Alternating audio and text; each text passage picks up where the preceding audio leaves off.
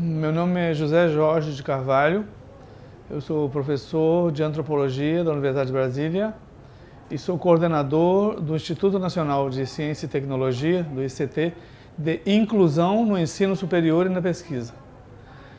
O INCT de Inclusão é um projeto interdisciplinar, a gente tem uma abordagem, na verdade, transdisciplinar praticamente ao saber, porque os saberes sobre a inclusão, sobre as ações afirmativas, que é a finalidade do INCT de Inclusão, é ser como se fosse um observatório das ações afirmativas no Brasil, de todas as cotas que são implementadas em todas as universidades.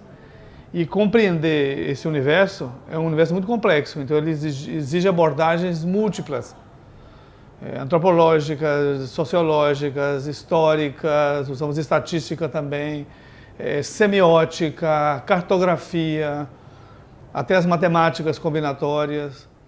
Então, e análise de discurso. Acaba sendo um assunto muito complicado, as ações afirmativas, mais do que muitas pessoas podem pensar. Então, eu migrei de uma atitude que é muito comum na maioria dos pesquisadores, de ser disciplinar, de ser pesquisador em uma disciplina, né? Um é pesquisador em matemática, outro em psicologia, outro em antropologia, para um tipo de pesquisa que eu tenho que transitar entre várias ciências. Isso é uma maneira como eu me encontro agora, como uma atitude mais transdisciplinar. E aqui apenas mostra que como a trajetória às vezes não vai para os lugares que você imaginava. Quer dizer, eu estou solicitando aos colegas do INCT de sistemas complexos, que são físico-matemáticos, que façam a modelagem matemática da teoria das cotas. Isso é uma outra abordagem transdisciplinar, inesperada, se eu imaginasse assim 10 anos atrás, onde nem sequer tinha essa área. Isso mostra que a trajetória não é tão linear quanto parece. O que me leva então ao início, que eu entrei na UNB para estudar física, que eu estudei na Escola Técnica Federal de Ouro Preto. A Escola Técnica naquela época era de mineralogia e metalurgia, que é ligada à Escola de Minas.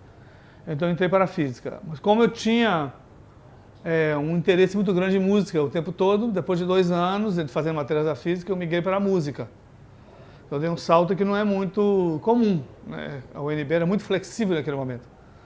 E eu entrei para a música e fazia matérias também das mais variadas áreas de lógica matemática, lógica simbólica, etc.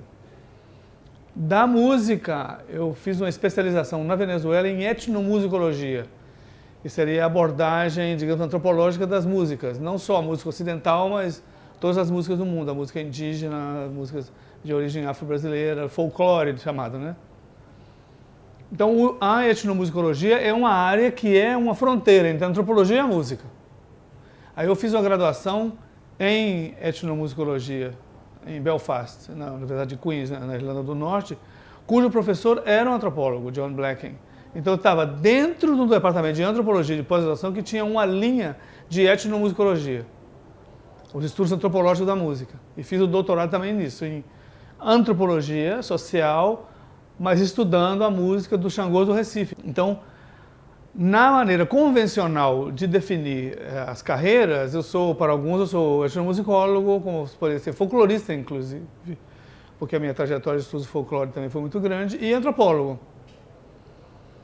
Mas isso não fecha a vocação completamente. Na verdade, falando dessa forma, eu acho assim, no momento do que nós estamos hoje com os saberes científicos, qualquer jovem que eu acho que entra em qualquer carreira, é melhor que não se imagine sendo sempre naquela profissão.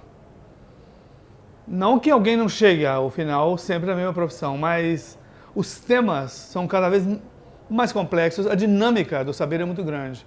Mas, no momento em que tivemos que fazer uma luta pelas cotas, porque o mundo acadêmico nosso é um mundo completamente segregado, então nós vivemos um apartheid racial dentro da nossa ciência e da nossa academia.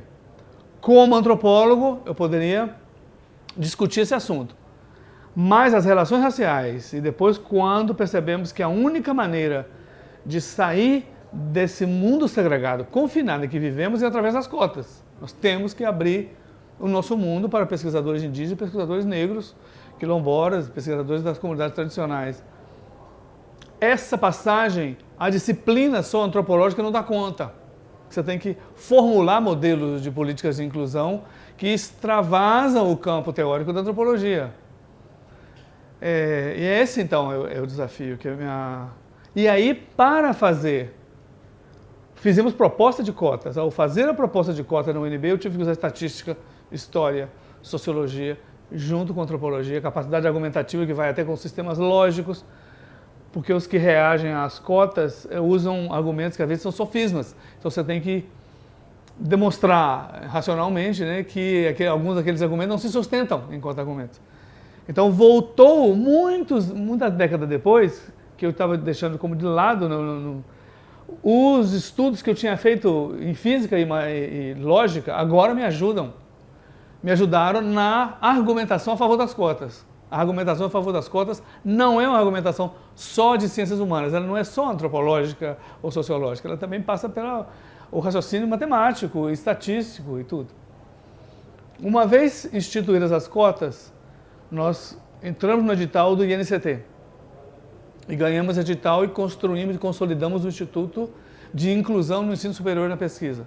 Aí resolvemos fazer, para sintetizar o conhecimento sobre as cotas, que as universidades variam muito nas maneiras em que adotaram as cotas, para negros, para indígenas, para baixa renda, para escola pública, para quilombolas, para portadores de deficiência, para residentes de determinadas regiões.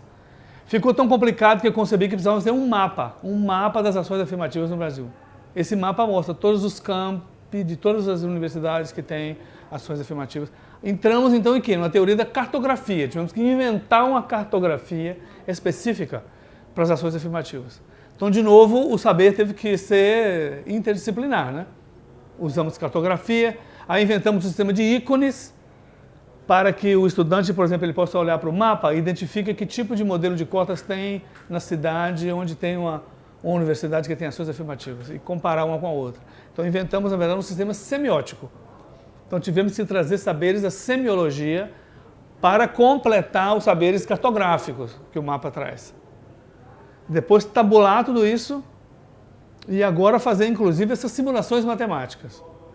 Então acho que a aventura da ciência, mesmo a psicologia, todas elas, em algum momento, o tema vai desafiar o pesquisador para que ele dialogue com colegas de outras áreas. Eu acho que quanto mais, digamos assim, flexível o estudante já se coloque nesse lugar, ao estar em alguma disciplina, melhor. As disciplinas podem migrar, podem fazer combinações.